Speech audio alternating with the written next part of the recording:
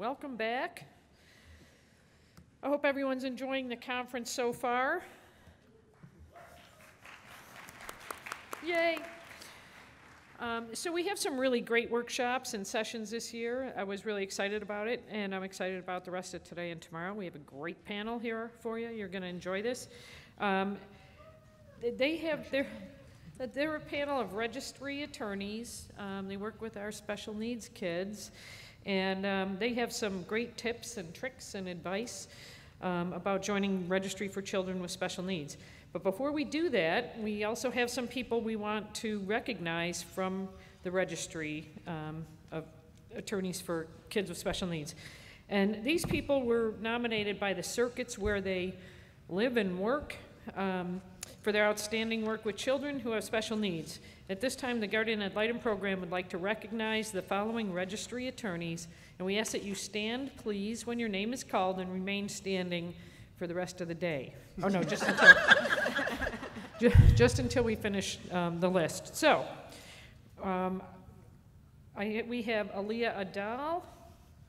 I'm going to say three at a time because that's how the screen's supposed to look, but I don't see the screen up there. So, Aaliyah Adal, Shannon Carlisle, Scarlett Davidson, have Yay, there it is. We have Elizabeth Davis, Kirsten Dunton,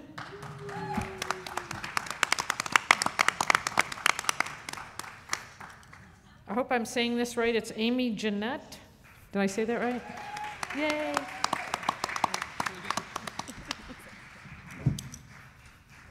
Scott Goldberg, Heather Madigan, Matthew Mandelkorn,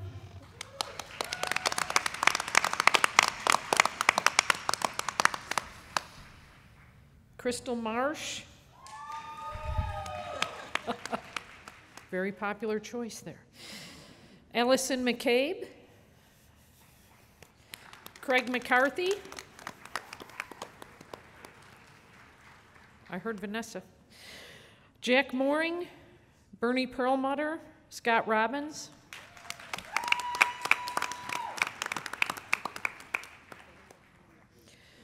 Peggy Scherfranz, Dana Taylor, Casey Tusher,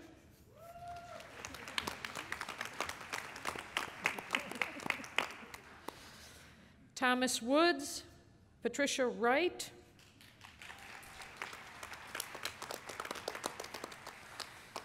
and our statewide winner is Michonne Rawls.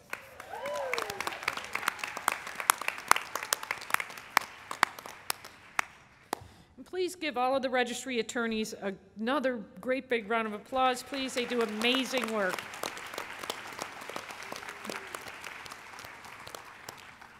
And we, as the GIL program, can't possibly thank you enough for your talents, treasure, and time. We really, really appreciate what you do for the kids. You're superheroes to our children. Thank you. And at this time, I'm going to introduce Mary Kay Wimsett, who is also a superhero. She is a part-time special counsel for the Guardian Ad Litem program. She also has a private practice where she does adoptions and guardianships, and she also is an AAL. So, welcome, Mary Kay.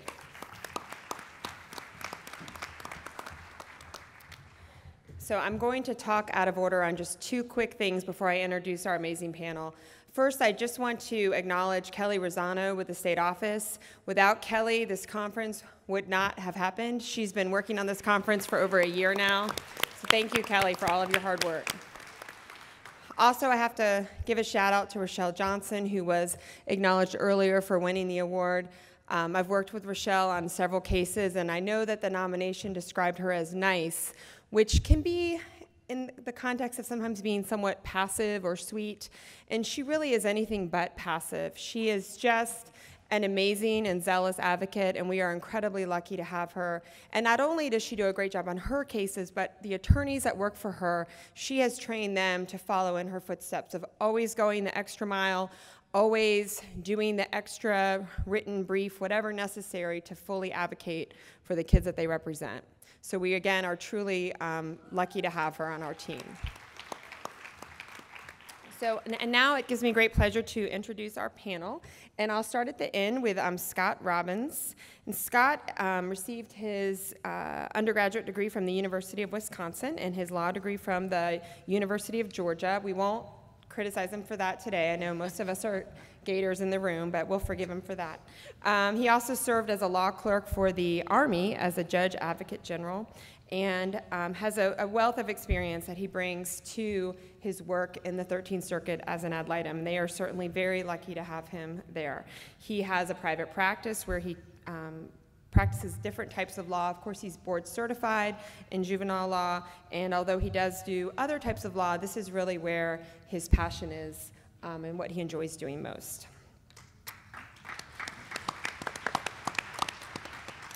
Next, we have Mishan, a double Gator. I don't know that it's okay for you guys to sit next to each other, but we'll Actually, my daughter is taking her last final at the University of Florida today, so it's okay. So we forgive you. And she is a legal skills professor and the director of Gator Teen Child at the University of Florida. Mishan was also, like Scott, also a public defender and also is a mediator. She's very involved in the local bar. She's the president of the Bar Association and serves on a number of bar committees and other various activities to support our profession. She, of course, represents children in her role and mentors and trains law students to be future ad litems, which is wonderful.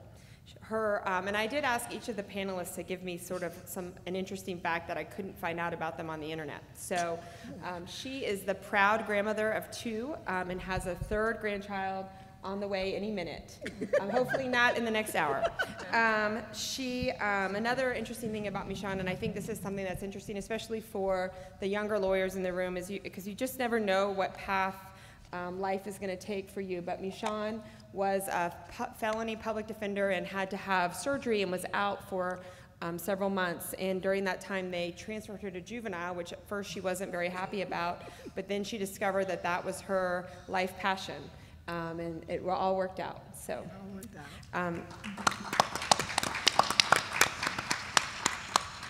Next, we have Kiki Dutton, who graduated from William & Mary, and before going to law school, she worked for a nonprofit as a political organizer, working on environmental and consumer issues. Then she went to Wake Forest for law school and is now an ad litem. She has also worked, though, for Children's Legal Services for a few years before she started doing ad litem work. And her interesting fact is that she worked on an apple farm for 8 years. And that sounds like a fun job outside. Next to Kiki, we have, next to Kiki, we have Matthew Mendelkorn, and he first worked as the guardian ad litem attorney in the 17th Circuit, where he actually received in 2010 the Child Hero Award for his exceptional advocacy as a guardian ad litem attorney. He now has a private practice where he represents children, parents, and families. And Matthew is an artist and a painter, and he specializes in abstract watercolors. And he may give you an option to buy some of his work after the panel. I was about to suggest that.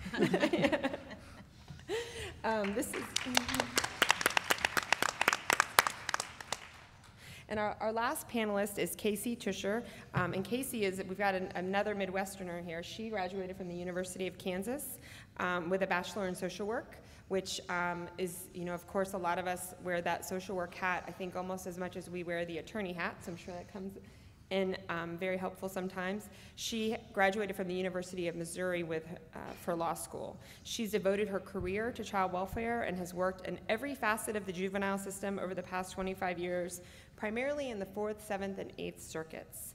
She's been in private practice since 2003, where she represents parents, relatives, non-relatives, foster parents, also does guardianships, paternity, and domestic violence. She takes great joy in her work as an adoption attorney, and she's finalized over 3,000 adoptions in the Jacksonville area. Her interesting fact is that she, as a young attorney, argued a child hearsay issue in front of the Florida Supreme Court when she was a young attorney for CLS.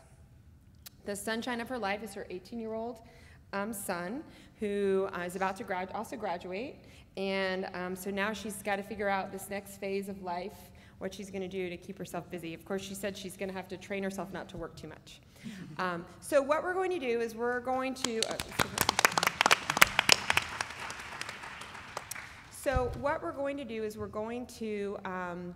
I'm going to ask them some questions, and they're going to talk and answer, but we also want to take questions from the audience. So what we'd like to do is probably get through about 30 minutes or so of the presentations, and then we'll take questions. So if you think of a question, jot it down so you don't forget it, because I promise we will get to questions at the end. So I think we'll start with, and I'm going to transition just because I don't want to stand up here for the next hour. But,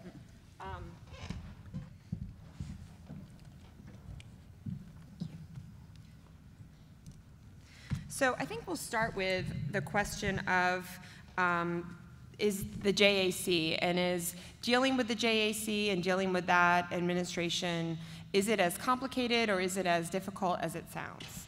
And I'm not sure, Matthew, did you want to start on that? Sure. When I think of the JAC, one word comes to mind, actually a couple words when I'm frustrated and they're moving slowly, but patience. Once you start working with the JAC, it doesn't seem as overwhelming as it does from looking at it not working with the JAC, not billing cases, not doing this for a living. So luckily, at least in the 17th Circuit, we have great attorneys and great colleagues, and they're there to help, and they're great resources when you have questions about, can I bill, what do I need to bill, and how do I do it? When I first started, and I've been doing this for a few years now, it's not so overwhelming once you start doing it, once you talk to people that do it. And the JAC also has a help desk. And I know there's times that other attorneys will complain about the JAC and they have got a lot of things to say,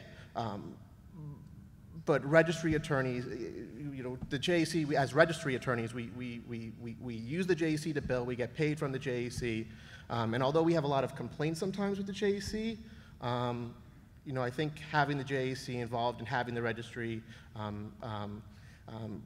we do better for the system, we do better having the JAC and having the registry, even though we have a lot of complaints about the JAC. So my suggestion, if you want to look at becoming a registry attorney, working with the JAC, is talk to attorneys that do it, ask questions, and ask questions. And does anyone want to add? I mean, I was going to say the same thing. My advice is always, I'm just not afraid to ask what people might think are stupid questions, because that's how you find out answers. But there's also, aside from the JAC help desk, I just found a couple of people within the court system, a woman who works in the circuit court who just was like, okay, let me help you. And you just find those people, and they're out there. They're either colleagues within the law, people who used to do it, or that one or two friendly court administrators that are more than willing to be like, okay, let me send you something. Here it is. And they're great. I would say a practice tip is the help desk works best with emails. They'll answer your phone calls, but it's best if you send them an email, they will respond back in writing, and they'll go back and forth as many times as you want. Then if you do need to pick up the phone, whether it be to Christian Lake or whomever, you have the emails to refer back to. I've never once had a problem with getting a response or a payment processed once I had the emails to refer to. So do it in writing.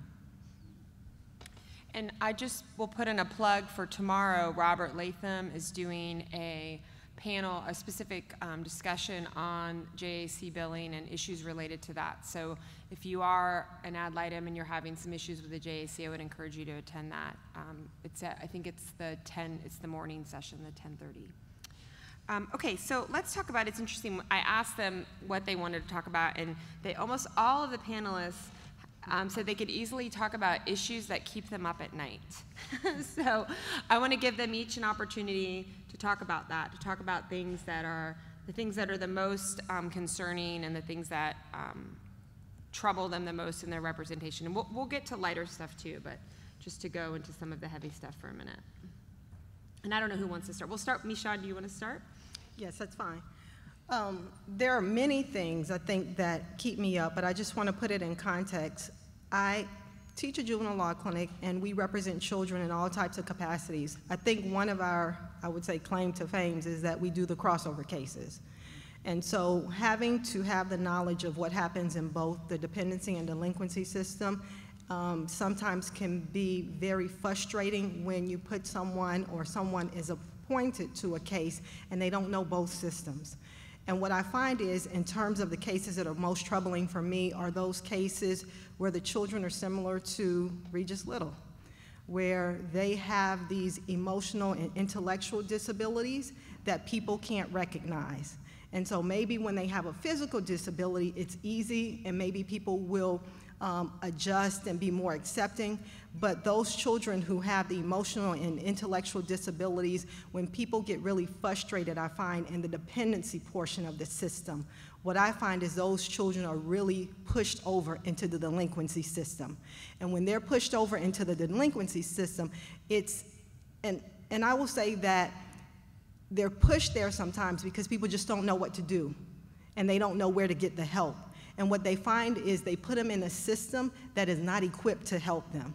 And so those are the children that really keep me up at night, because what winds up happening is they are placed in commitment programs, and then if they're getting to an age where they are turning 18 and aging out of the system, we're finding them in the adult systems, and those people have no idea how to handle them. And so what it becomes is that they don't understand that they have these disabilities, and they think that they can control it.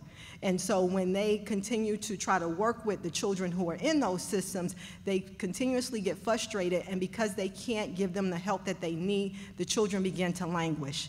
And so I find myself spinning my wheels trying to figure out how to get them out of those systems. And while I am doing that, the children seem to be getting progressively worse and frustrated. And so even if they're out of the systems, they don't trust us enough. And just like in the Regis Little situation, when they become 18, if they have the skill set and they're socially savvy and they have the opportunity to make a decision as to whether or not they want our help or not, they're bolting, and they're saying they don't need our help. And that's the thing that really, really frustrates me at night, because I want to find the answers, but sometimes it's very hard to find a simple solution, and we're just in a web of, I guess we're in a web that we can't get out of, because there is no simple answer. Scott, would you like to go next? Sure. The ones that keep me up, I think it's a similar sort of thing. It's what I call the out-of-county cases. A lot of times when an attorney ad litem is appointed, it's for a child that's in a residential treatment program, usually with a mental health issue. And the resources are such that I've got one in Jacksonville, has one in St. Augustine, often down in Manatee County. And so you have the children sort of out of sight, if you will. And you have a real disconnect. You have the parents here, they're not really working with the therapy. You've got the children engaging in therapy somewhere else, hopefully, and with medication changes and things like that. And the ones that really worry me are the ones where you feel that sort of disconnect. It really involves a lot more traveling than people would think. Especially, like, I've got one that's 8 years old and in a residential treatment program in Jacksonville. It's an incredibly young age to be getting psychotropic medications, and you feel very apprehensive about the fact that he's disappearing. And so for me, those are the hard ones, because you're trying to bring everything together. And I think part of what the attorney ad litem has to do is figure out where the glitch is and try and bring things together more. It's a little different role than you have either as a parent's attorney or the state, for that matter. But it's to try and figure out how to make it work so that it's making more progress. And I think those are the types of things that I think are the ones that keep me up. Kiki? I think sometimes it's sometimes the role of an attorney representing the child, attorney for the child. We are not for the best interests of the child. And I'm a mom, and I have my own kids, and I'm colored by that. I'm colored by my work as a guardian. I let him volunteer, and you want to do what's best for the child. But if you have a child you're there to represent them. And my job is to represent their interests. And for example, one of my first cases was a child who, severe issues, shockingly, and didn't want to go to therapy. And in my gut, she needs to go to therapy, my God. And, we talk about that. I mean, my role is also to talk with her. It's not just to say, okay, great, then we're good. But, working with her on that if she's adamant, but I think the best interest is something else. It's really working through that with the court system, with myself, with the child's caregivers, and but it needs to be what that child wants. But making sure that child has an informed decision from everybody, not just me, not just my opinion, but with others working on this case. And I think that's sometimes difficult and sometimes tricky, and I also don't want to put my judgment on somebody, so it's working through all of that with the various parties and people who can help best. Probably for me, it's temporary shelters when kids stay there too long, group homes when I have my 12-year-old with a 17-year-old and just the age difference there. From principle, we work really hard and we do a lot of good and we save lives and we help families, but there are cases where I don't have any good answers. And it's tough going in there and we have a constructive conversation in court and we're trying to find an outcome that's best for the child, and it's not clear and it's difficult. So that's probably what keeps me up at night. I agree with the RTCs are my hot spot, and when we get to the changes in the system, I'll elaborate on that a lot more. But the issues that keep me up at night are the out-of-county kids, and that really bothers me when we can't see them as much as we would like. And I feel like the facilities know that. The facilities know that we are that far away, and we're just a voice on the phone. And you hear kids screaming in the background. You're trying to have a conversation with your child and there's chaos going on and you can't have a quiet moment and you can get a courtesy guardian ad litem. I think that we could maybe try to implement courtesy attorney ad litems. That's something that we could look at doing.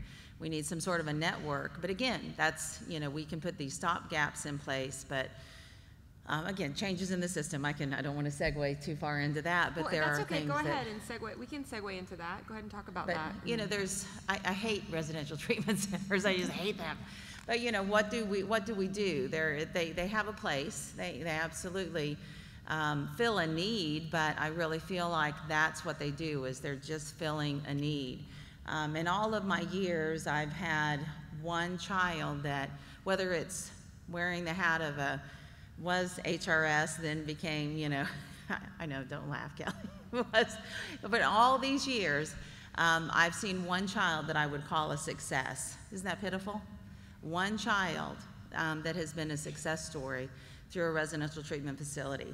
I would have said two, but over the course of these last couple of days, that child is begging through his actions to go back into an institution. Unfortunately, through years of being in facilities, through specialized therapeutic group homes and residential treatment facilities, we as a collective have institutionalized him. So he doesn't know life on the outside, and he wants to go back in somewhere, and he's going to get his wish. So I've had one that's been successful. So it's not a good model, but they sure do make money. So that's a change in the system that somebody has to fix. I don't know that we'll ever see it in our lifetime, but that keeps me up at night. And that's a change that I'd like to see. But it's so pervasive because the statute tells us that we, as attorney ad litems for our children, we have a right to a hearing. Does anybody ever win those? I think I won one because I got the psychiatrist to say that he agreed to behavior modification. So we tried behavior modification for a period of time, and then the child went into a residential treatment facility. So we all know it's a given that when you have a Medicaid psychiatrist that says the child needs to go into RTC, then your child goes into RTC. And then They stay there until time is up, and some of them go through their DIBS program, and maybe they get through it, maybe they don't. Best case scenario, they get through it. Worst case scenario, they are perpetrated on, or they become a perpetrator, and they end up in the juvenile justice facility. It's so depressing. We have to do something about it. I hate it. It makes me want to come off the registry because it depresses me. So I don't know what the answer is, but when I retire one of these days, that's what I want to do. I want to try to figure it out.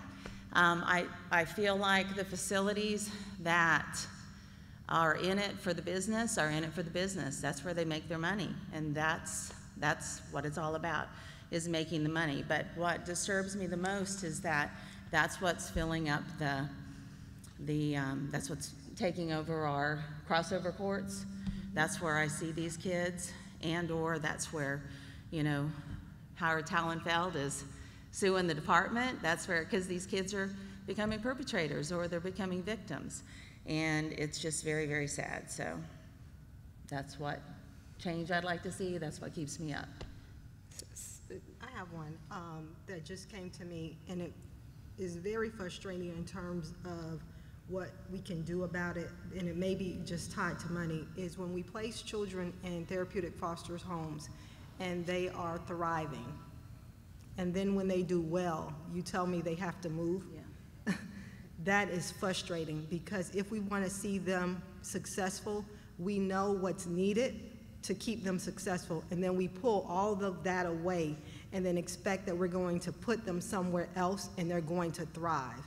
And that is really, really frustrating. I don't know how we fix that, but somehow in our system, we have to be able to fix it, because if we're going to see those continued successes, we have to be able to find those things that work, and we know that the same things do not work for all kids. So when you find that thing that works, to be able to say, we don't have the funding to keep that child there, is very frustrating. And I think we need to find a way to really, really fix that.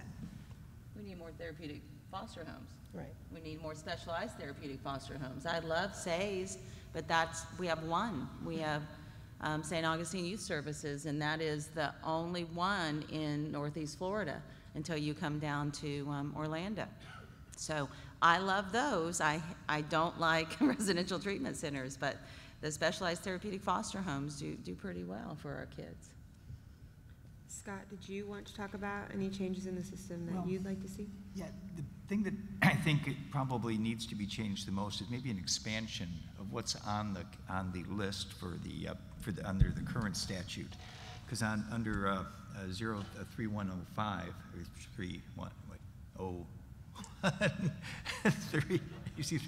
01305, excuse me. It's a very limited list. And I think maybe 2/3 of the attorney ad litem cases that I have don't fall in those categories. Since you have the statute here, do you mind just reading the list for people who are maybe new to the issue? Oh, as far as what the... Right, who can be appointed currently? Okay. At this time?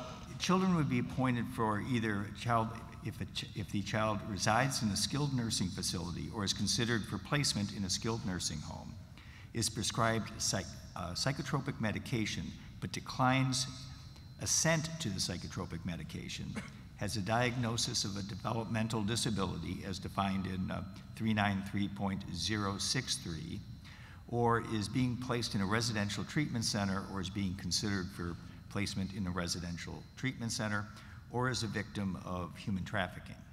There are a lot of cases where the child doesn't neatly fit into those categories.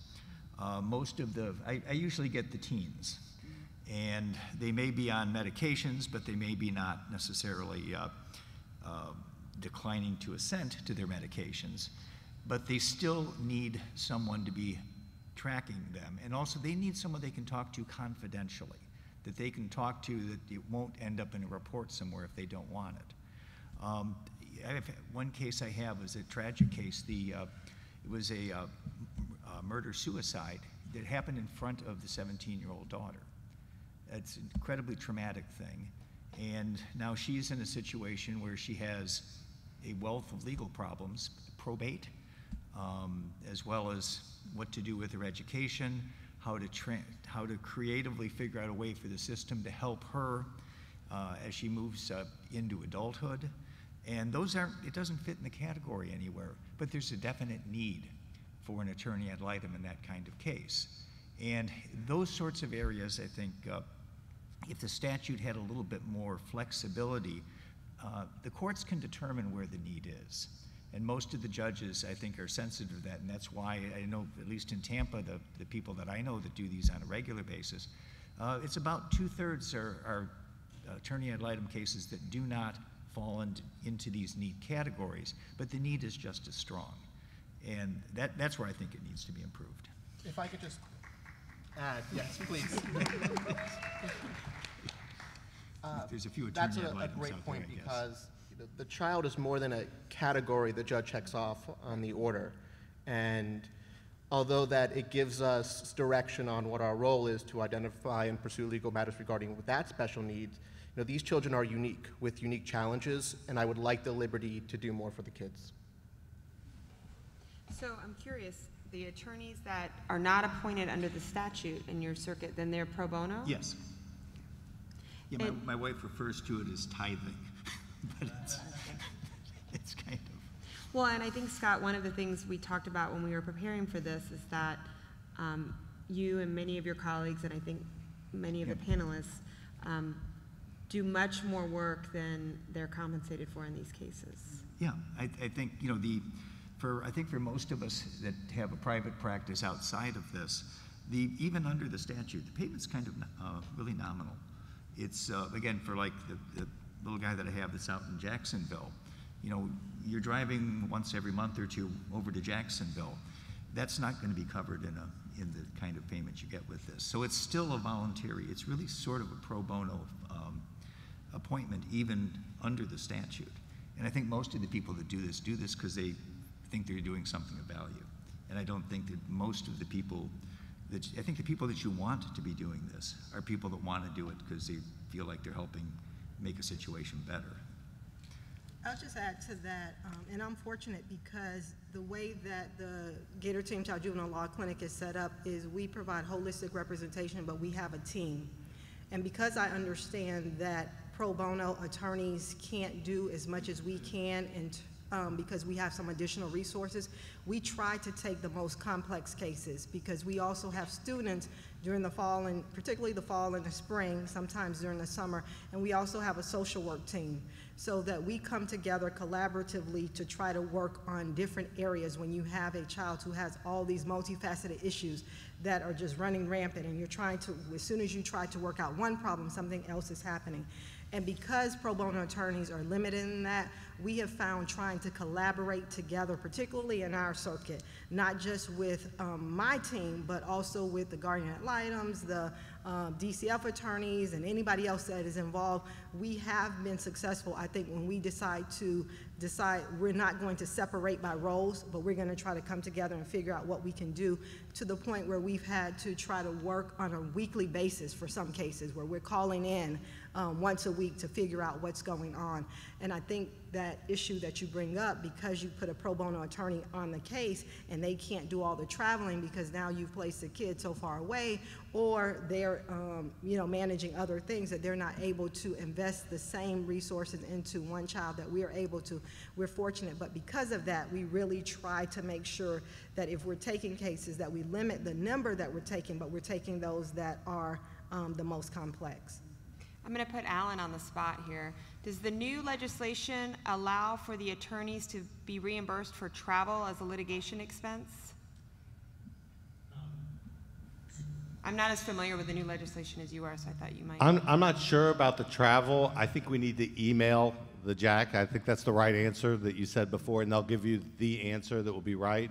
But I would say that the statute says that they get to be attorney for the child, so you're not limited to the issue that you were appointed for. Like if it was a Chapter 393 case, you're that whole child attorney for that case. The other thing is the Sixth Circuit has a program that gets a line item that their public defender stays on the case for crossover kids. And I have testified in committees before that I think that that would be a good idea, the crossover kids, because we know that, like I think one of you said, that it's hard to get a good outcome. As many resources as we could put for those children, it would be especially good. I think someone said something really interesting about that. It seems like when you're getting $1,000 a case, you're still doing it pro bono. And I think that that is true. I think the ones that are committed in doing it, they are spending a lot more. But I'm hoping people go to Robert Latham's class tomorrow on it, because you can bill for additional things. And if you're willing to bill by the hour, and he knows the type of tracking mechanisms to do it, so you can get approval by the judge when that time comes, because you should be funded for what you do. And even though the statute caps it at 1,000, the case law clearly says that that's not accurate. That if you hired an expert, things like that, that you can do that. So since I got it, thanks for all that you do. You guys are amazing. I appreciate you very much. It's just some amazing work that you all are doing.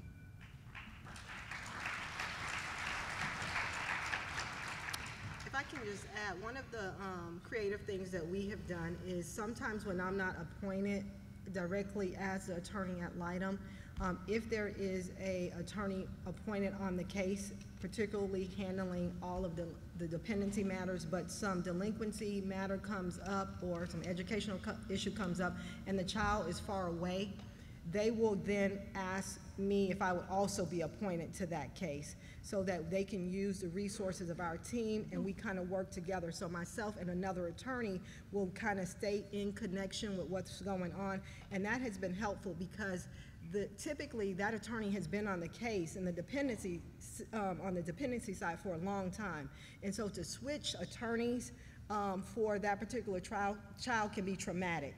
And so we have worked in that situation. We've been able to be successful where I would focus on one area and then that attorney would continue focusing on the immediate things that are in the dependency system. And that's kind of how we try to bridge the gap that we found when that becomes an issue with those attorney at Litem's being able to provide the comprehensive services that they would like or assistance that they would like. Are there any other creative strategies that anyone else on the panel would like to share with the group, or something unique or different that you tried, or a unique litigation strategy? Putting you guys all on the spot with a tough question. Okay, well, I'll let you think about that one. Let's talk about one that you did all want to talk about. I think it's really important for this group, is how to prevent burnout and how you can keep doing this as Casey has done for 25 years. So I'll let you start, and then we can just go down the road, because I think everybody wanted to talk about this one. Well, I mean, in general, and I don't mean to sound so high-handed about it, but I mean, it has almost been 26, but, don't laugh, Kelly, but you really do have to love it, because you're not going to be around this long if you don't love it. Unless you're going to be very, very unhappy. But you will burn out if you don't love it. But the great thing about it is there are so many areas that you can use your talents, whether it's if you've got a talent in the finance area, write grants, go find the area that you can use your talents. If you're great in in physical fitness, which is not my area, but in physical fitness or running or marathons or something, then put that energy, if you don't like what you're doing now, if you're an attorney, you don't want to practice, then put that toward programs and camps and things like that for kids awaiting adoption or foster kids in camps and things like that. There's going to be 100 to 200 areas. I mean, you can see that at the summit every year. All the different things that you can find something. If you're a computer genius, trust me, there's going to be an area for you. So if you want to be involved, and that's really the key, if you want to be in this area, If you find it exciting, if you love the energy, then you don't have to be a social worker. You don't have to be an attorney. You can find the little area and still be hooked, hooked into this area. We love it, obviously, those of us that have been around this long.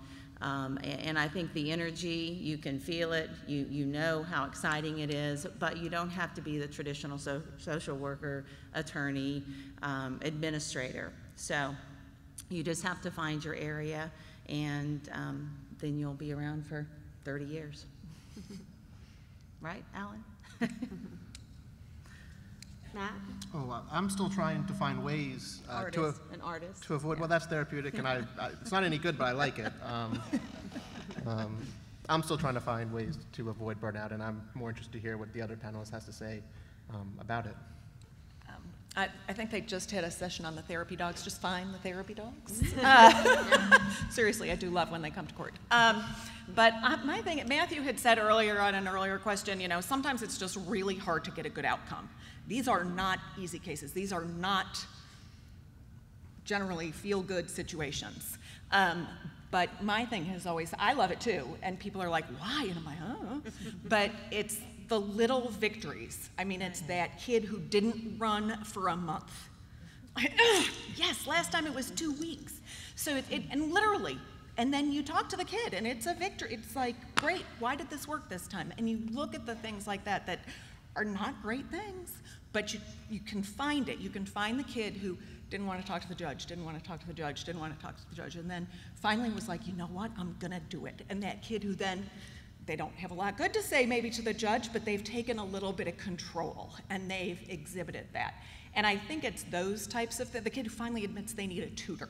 Like you've been begging them to get one, and then they finally admit it. And it's stuff like that where it's like, you know what, I may not have the perfect outcome ever with one of these cases, but that has worked.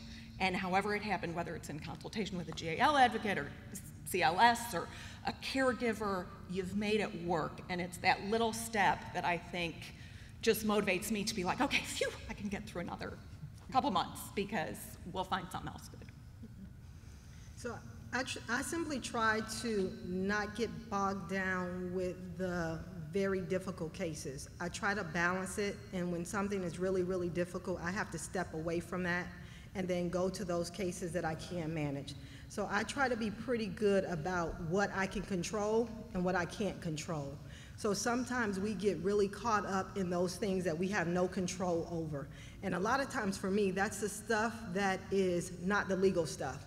And so if I get so caught up in trying to find the placement that is not there, and this teenager continues to stay in that group home and just is in the shelter forever, instead of focusing on that, I try to focus it on those things that I can do as the attorney in the case. And that kind of helps me keep it balanced in a way. And then sometimes I have to just kind of do exactly what we said, focus on those little victories. And it's hard because other people don't see them as victories. But I always remember and keep it in perspective because I know where their child came from, and you're looking at one small snippet of their life. And when you're thinking, how can you be excited about that?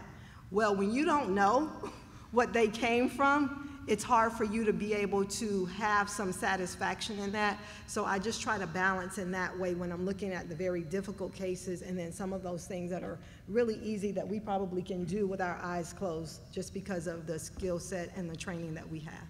Yeah, I think also one of the ways that keeps you from getting too burned out is kind of thinking of it as an opportunity for creativity. Normally when you're representing an adult, you sit in your office and you talk. But when you're trying to get through to, a teenager, you kind of have to find a way to get him to tell you what's really going on with him. And that's a lot harder to do. I've got one child with a severe attention deficit disorder. And in order to really get him to sit down and talk, I got to shoot baskets with him for an hour. Now, I'm 62, and it's I'm not sure I can do the interview afterwards. But after that, he can sit down and calm down and let me know what's going on with him, and it's been very helpful, I think, in his progress.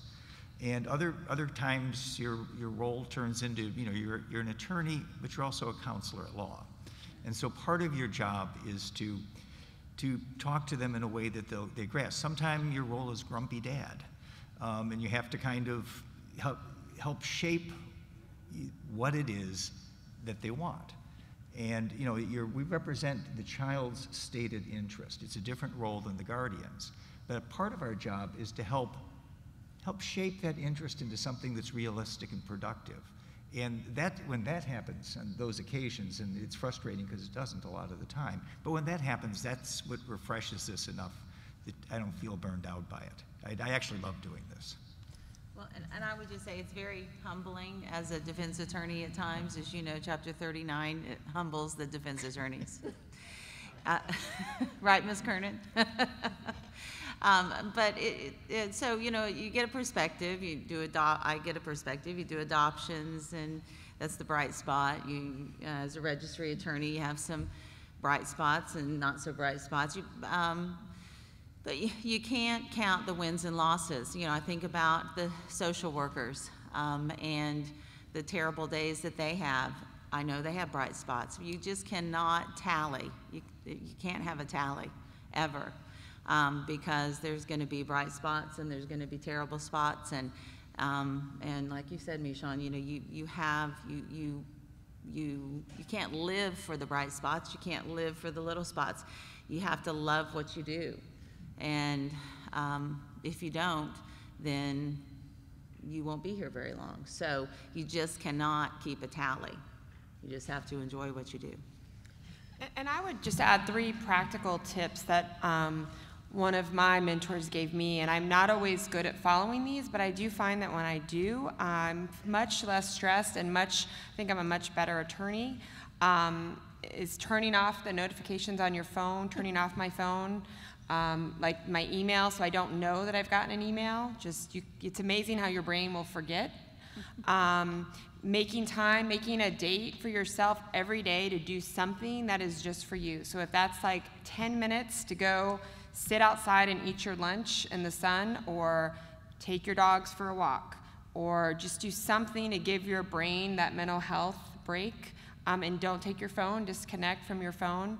And then learn to say no. It's very difficult in this role to say no to cases.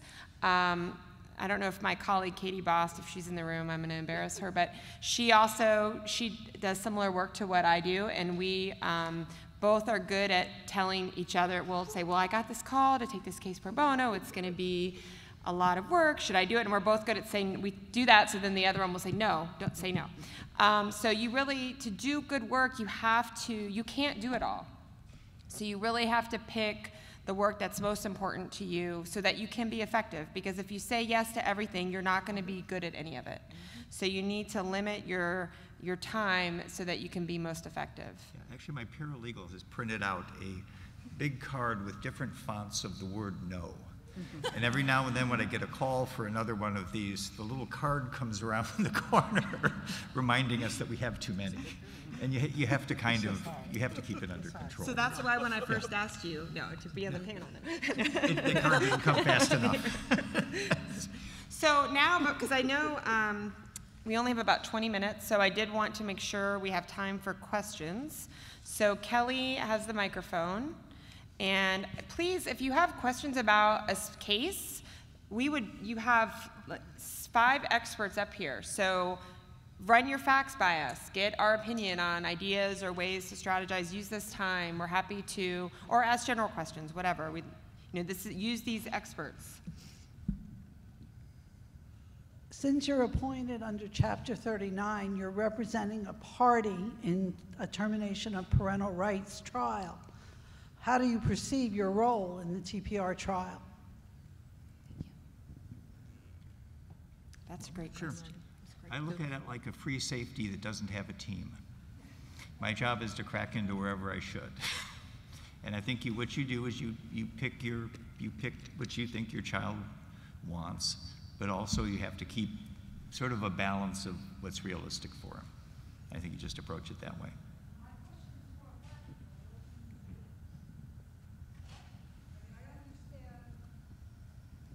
I understand that you're going to try to represent the interest of your child.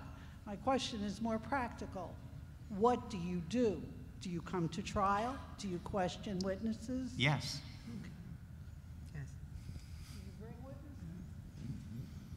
Yeah, I think Do you bring witnesses? You're a party, you can do that as well. it depends, not often. I guess it would depend. I guess it depends on the age of your child, depends if they want termination, if they don't want termination, if, all it depends upon your client's position, age. And I would think typically the witnesses would be subpoenaed by one of the sides in the case, so. But you're free to do so. Yes. Those are those litigation costs. that you I can just have remind covered. myself that I'm representing the child just as if I was representing an adult. And so even though I may not agree with what they want, I still think we're appointed to the case so that their interest is represented. And so just like I would represent an adult in some type of proceeding, I would try to do that same thing. But I think because you have all the other parties, sometimes we don't have to do as much of the work in terms of getting witnesses and things like that. Yeah, the one thing that it ended up not going to a TPR trial, but if another party wants the child to testify and the child is like, no, and they really don't want to, it's just working on that ahead of time, filing the appropriate motions and hearings, but making sure that you're representing the child's wishes. Yeah, I've had attorneys where the attorney ad litem, I was representing the parent in the case, bring the child as a witness because the child did not agree with the direction of the case, and I think that's part of the role. First, for every case that I have, I automatically file it. Can't hear you. They've not yet Can you objected. repeat that? We can't hear you. Yeah, okay. For every case I'm on, I automatically file a motion for the JAC to pay my travel. I don't always bill, but I've yet to have them object, and I'll be glad to send the form to anyone. My question is, do you think the criteria for being on the registry should be more stringent, and if so, how? Should the criteria? For registry. I think there definitely should be a minimum level of experience. And I'm going to age myself here, but back in the day, to be appointed on the registry, you actually were interviewed by a panel of the judiciary in your circuit before you were placed on the registry. So I'd love to see something like that put back in place, but I don't know that that's something that court administration is willing to implement. But I do think, personally, I think there needs to be a minimum level of dependency experience. And there is, because before you can sign a JAC contract, you've got to be approved by the chief judge to be on the registry. So with that application, there is minimum requirements, and then you get approved with the chief judge, and that's a requirement to even sign with the JAC. Right, but is that, Locally, I mean, that's in the 17th Circuit. No, and I think when I only became a registry attorney about a year ago, and there was definitely questions about dependency court and what you've done. Right, there's and an whatnot, application, so but it used to be I don't know how much they. Yeah, it used to be, I think, more of a rigorous process. And I think part of it was having to have watched dependency court, which tells you almost nothing. So really. Yeah, I think it's essential that you have experience in dependency court, but I also think there's a lot of crossover. What you were talking about earlier was, for many of us, we have a lot of criminal experience previously, and there's a real crossover between the two. And so I think having kind of a certain amount of time as an attorney in various areas, I think, is something they ought to consider as well. I asked a couple of the judges in our circuit before I came, what do you look for in an attorney ad litem? I was just curious how they pick different people. And they said, well, certain cases I like to think of certain people for. We have one attorney in our circuit who has an autistic child, and she gets a lot of those because she's pretty good at that. Others have experience in criminal law. You've got a kid who's getting in trouble. There's problems in the juvenile delinquency court and the dependency court. And sometimes they look for someone that's had a little experience in criminal as well. And I think those sorts of additional qualifications are something that the court should consider. And I think in our circuit they do. Hi. First, I'd like to thank you all for being here. You're the information is just spectacular, and you all are awesome role models for us. So thank you for that. Recently, I was appointed on a case. A mother had left her child with her mother. So the grandparent's raising this child. Child gets shelter from the grandparent. And the court appointed me to the grandparent. I haven't asked JC if they will pay for that appointment, because under the statute, a parent is a mother or a father. Have you have any information on that? They won't. They won't? Well, our judge thinks he wants to make new law. And I'm like, I'm all for it. So They won't. If I'm appointed, I send in the bill, I let them contest it. yes, and then have a JC will hearing on pay it, for and then a the judge will custodian, issue an appointment order, to a and then he'll go, custodian. he said he'll take it to the Supreme Court if he has to. Go for it. Keep good I'm all billing. for it. I'm sorry. I know, well, he is the judge, so I'm just gonna do what he says. Yeah. Yeah, I mean, even in our circuit, the judge will appoint the RCC, and the RCC will take those. And, I mean, they're not gonna say no, they won't, but he knows not to appoint the private bar to those, because he knows JC won't pay for it. Right. I mean, I don't think they've come off of those, have they, Beth? The RCC will take those occasionally for the custodian, I think. They might come off of them later, but I think they initially take them. If, this is Alan Abramowitz, if the registry attorneys could get together, and I've recommended this to the president of the bar, it seems like there should be a bar committee, or maybe a subcommittee of a bar committee, to talk about, to let the registries come up with ideas about how they can improve and what we need to seek from the legislature. It could be the different criteria. It could be maybe money for training. It could be maybe the frequently asked questions thing to get more people involved. What are your thoughts about that? Do you think, there's 1,700 registry attorneys. Wow. I'm talking about all the registries. What would you think about putting together a committee? Do you think that'd be something that the registry could come up with ideas that maybe we could advocate for? Because it seems like I've seen an argument in front of the Florida Supreme Court on ineffective assistance of counsel, and someone might complain about the registry, this or that, and the Supreme Court will go, you can't just say that. You know, maybe registry attorney didn't do their job in a case and all like that, but they sometimes get smeared in those courts. But I've noticed the Supreme Court has said, you can't just tell about one case. I mean, you can tell the chief judge if there's someone not doing their job, and they can take them off the registry. So I wanted to get your thoughts about that whole idea. Well, I think it's a great idea. I mean, just to strip it all down and tell you where I think it would go, I think that committee would be taken over by everyone but Chapter 39 and, dependency and delinquency attorneys, because here's the bare facts. Registry attorneys in delinquency cases get maybe 400, and I don't do delinquency, so I'm going to show my ignorance here, but you get as little as $400 for certain types of cases, Scott. If I might even get down to 200 and 300 for some. I think 400 is the least I saw. So 400, and dependencies 800.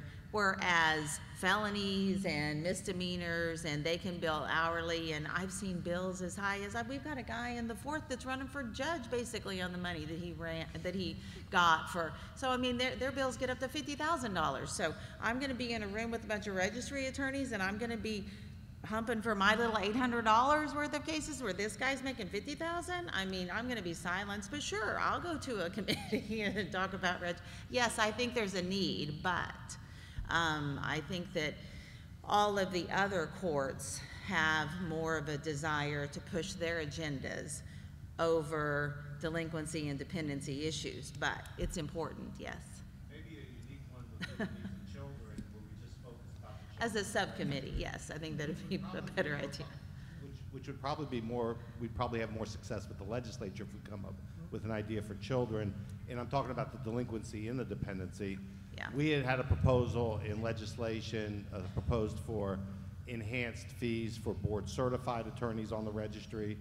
And we had support from Senator Bradley, the appropriations chair, but a lot of stuff happened with the Parkland shooting, and we just got, a lot of the agenda stuff that was going on kind of disappeared. Yeah, I think a subset of that committee would be a good idea. Thank you. Let the big guys go play with their money. Run for Jeff. Yeah.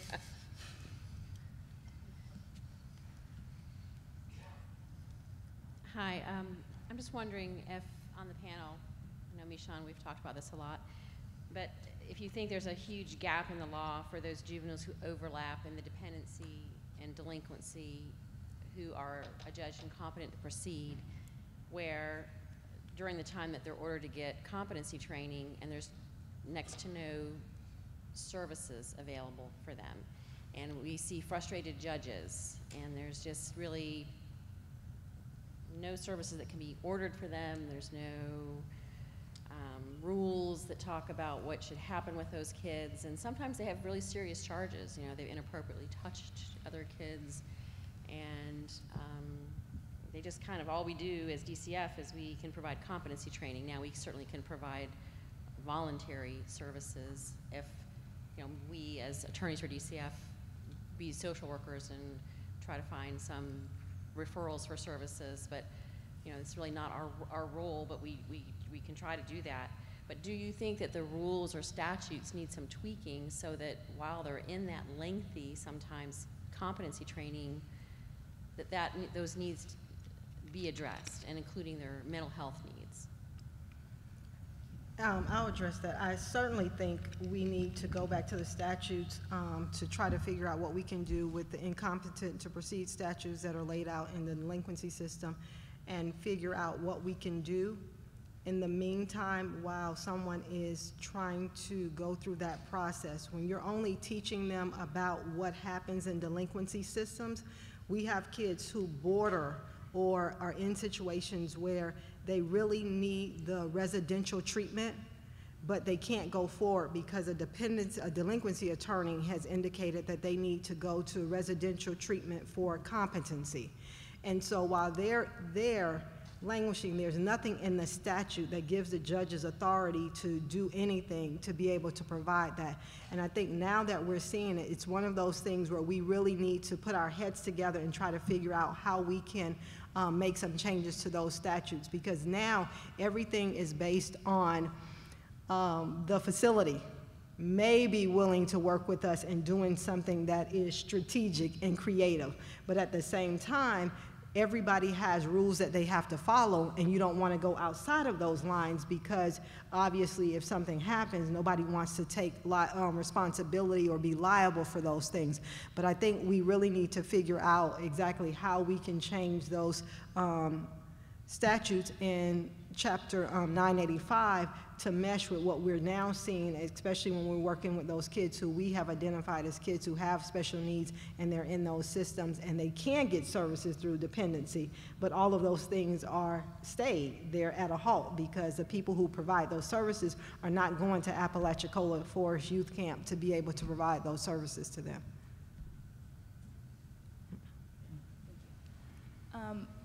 I just wanted to, before I ask my question, say that I'm an attorney ad litem on the Registry for Children with Special Needs entirely because of Michon Rawls and being in her clinic and law school, and she's just been the most amazing mentor in all of this. But my question is, I represent a baby with severe developmental delays, and obviously this child is nonverbal, and so given that we are stated interest attorneys, how do you deal with representing the stated interests of a child that can't speak, not only due to age, but probably this child will never be able to speak?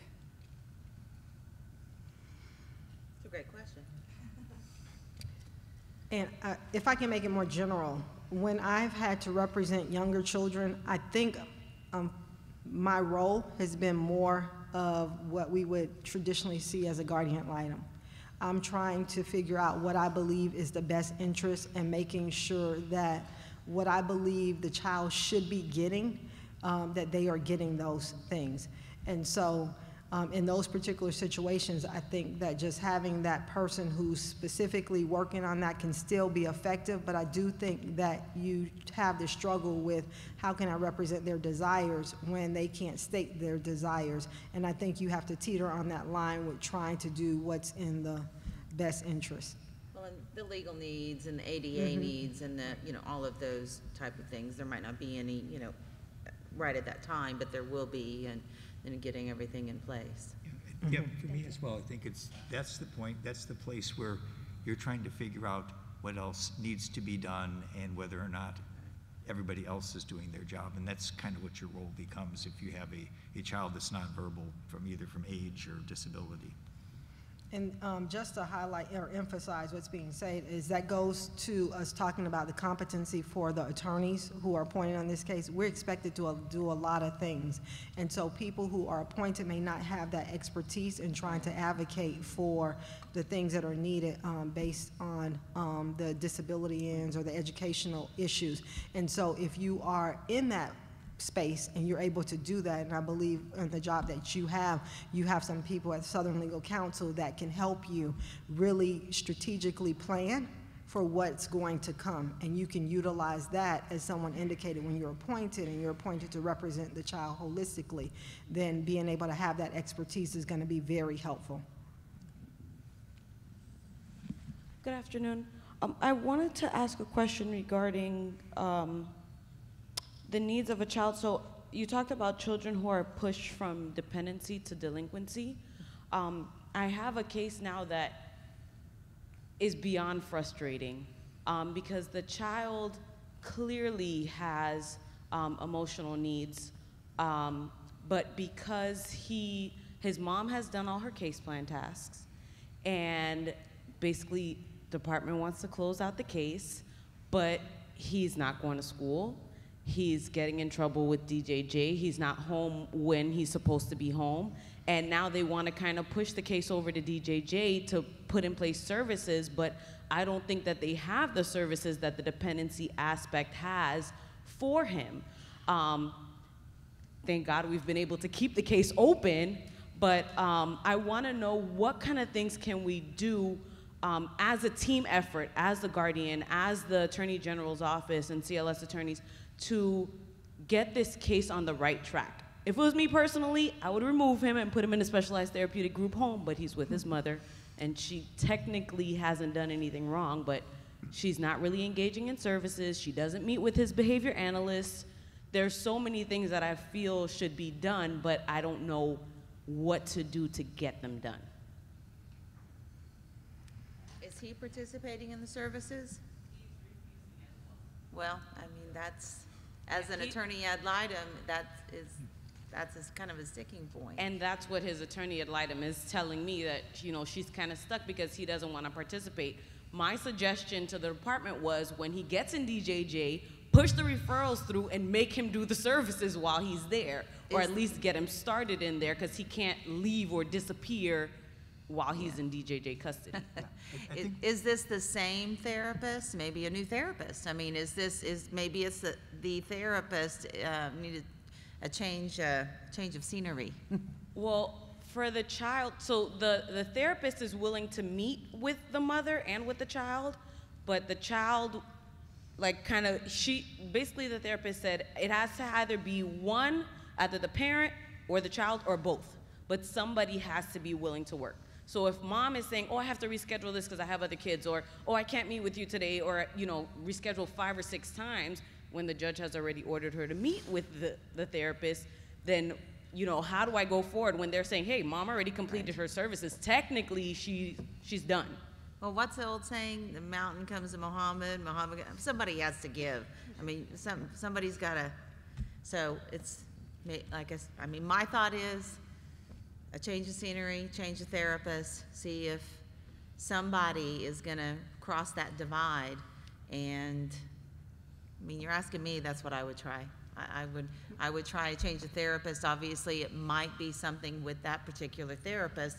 This child doesn't, it's going to have to be the child if he's going to stick with therapy. And maybe it's something with that she therapist, maybe try a male therapist, maybe somebody that's going to go to him and maybe you'll see a difference. Yeah, I think one of the things that's advantageous for an attorney ad litem is, I don't know about the others, but I think most of us go to the other hearings. I had one kid who had a Marchman Act, she had a dependency case, and she had a DJJ case. And all three of the services were working kind of at cross purposes. Each had their own idea of how to help this child with their particular problems. And I think one of the ways that we can help is provide a continuity so that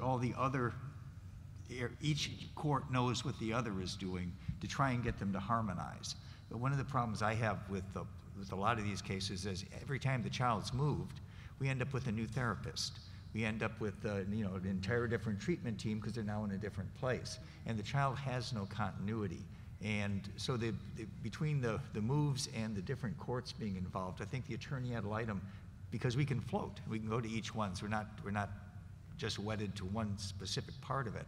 I think that provides a really valuable service for the child.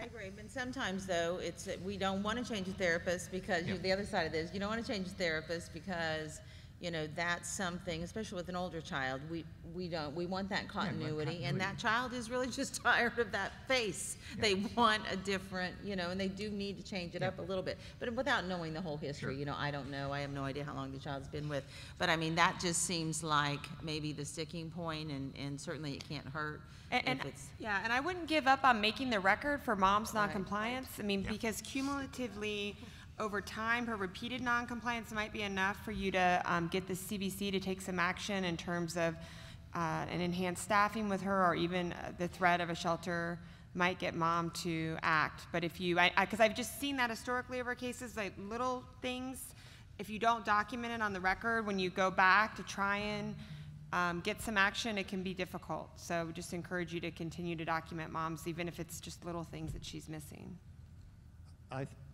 I think from the onset of these type of cases, it's real challenging because many of the foster kids are placed outside of the circuit and they pick up their criminal charge far away from the dependency court. And so when they come up, now you have two judges with two different goals. One of the legislative proposals that will be this year filed will be that if a child is in a different circuit from the dependency court, that the adjudicatory hearing for the delinquency would happen in the faraway court, but there would be strong encouragement to send it back to the dependency court to make all the decisions on that case. I think that's real important. It's part of unified family court, and we also want to do that with children that are getting to 18 and may be incapacitated and may need a guardian advocate or guardianship. Just because you're far away, that's not the place. You want to be at the place where the judge is working with the dependency case. So look forward to that next year. We already have sponsors in mind. And let me just emphasize, even going to the courts and updating the courts is important, but what I find is effective is I'm talking directly to that attorney in the delinquency courts to make sure that they specifically know that when there is decisions about negotiating on cases or they're going to staffings, that they have all the information that they need and they know what is actually happening. So also developing a relationship with that person and making sure they understand what the overall goal is for the child and not just, for that particular day. We're out of time, but there's one question, and she asked an excellent question in the first session, so I want to let her ask one now. Again, she was the written question. Oh, wow. Well, I couldn't write this one down. I'm sorry to end this on a negative note, but I hope it comes out as a question. I feel like I'm about to vent. But someone needs to get in trouble for this. Like, this is really bad. I've had a couple of cases where it seems as if the department is about to take action on which they know I have a duty to ensure that they run it up the flagpole properly, or if they suspect I might raise bloody hell, I'm not noticed on the hearings for that motion. Things are done, and I see some heads shaking, so I'm glad I'm not alone. And it's very frustrating. And I've sent letters to judges. I've filed notices of appearance, even though there's an order appointing me in the docket already, I still always file a notice of appearance. One case, I had to file 3. I had to just stay on top of, and my intern is here with me, she can tell you, I just have her periodically just go in and check the docket to make sure we're not missing court dates. Because I may have a slip with some court dates that you get in court, but then other things are set that I'm not put in the loop. And I'm a person, you know, every time I go to court, I hand up my business card as if I never did it the last time I was there. And so I just think this is really serious because most recently I found out one of my kids had been put on psychotropic meds. I wasn't even appointed for that. And this kid's not 10 yet. And yeah, so, I mean, that's unconscionable. I would suggest you address it with your chief judge. The chief judge is, okay, And I'll try also, that. you could consider filing a bar complaint. I mean, it's a violation of our rules. I mean, one thing I want to just remind everyone is we're real attorneys, so we need to act like that. And in a civil litigation case, yeah. In a civil litigation case, if the other side noticed a hearing and had a hearing without you, you can bet that Holland and Knight would file a motion for sanctions and would file a bar complaint. So there's no reason that you shouldn't do that as well. You know, I would encourage you, and I'm happy to help you with that too. So if you want to see me after and get my email. Well, I agree, but the main thing you want to do is stop the problem. You want to stop it from happening. So I would, to immediately stop it from happening, is go have a meeting, call a meeting with, and maybe you've already done this, with your local CLS office. And if you've already done that, then have a meeting with your regional, with the regional director and regional counsel's office.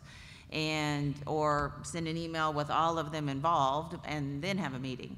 But the point is, and attach all of those filings that you're not copied on. And then in addition, take it all the way and copy the people in Tallahassee. You want to stop the problem, and then, if it happens again, file the motions, file the bar complaint. But immediately to put a plug in the problem. So I think it'll stop. So I wanted to say thank you to this awesome panel. They did a great job, and they really do important work, so thank you so much.